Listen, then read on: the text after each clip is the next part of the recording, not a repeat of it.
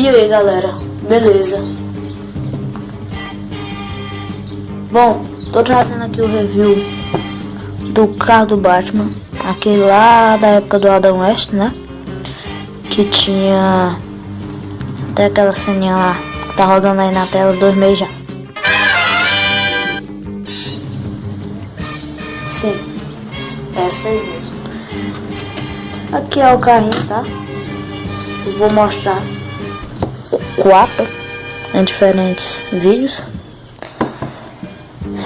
Como eu já disse, esse aqui é o mais antigo dos que eu tenho. Quem me segue lá no Instagram já tá ligado qual é os outros 3, no caso, né? Então me segue lá no Instagram, o Instagram tá aí embaixo na descrição.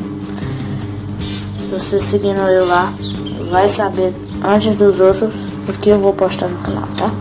Vamos lá.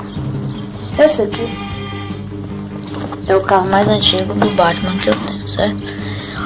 Bem modelado. Deixa eu focar aqui. Vou focar, filho. Pô, bem modelado. Vocês podem ver. Pintura linda. Tá dentro, tá meio sujinho. Tá, ó. Motor aqui de trás. Ah, antes que eu esqueça. Ele é de fricção, tá, galera? Eu apaguei as luzes aqui pra você ver. Soltou. Eita. Eita. Errou! Bom, agora vai funcionar, eu espero. Opa! Ele acende, tá? Muito legal. Ele acende. Tá bom. Ele acende essa luz. E a do motor daqui. Então, é isso. Me segue lá no Instagram. É a rede social que eu mais uso. Bom, esse aqui eu achava que ele poderia ter mais ação, né? Sim. Mais opções de uso, né? Além da fricção e da luz. Dou nota 10. Eu dou uma nota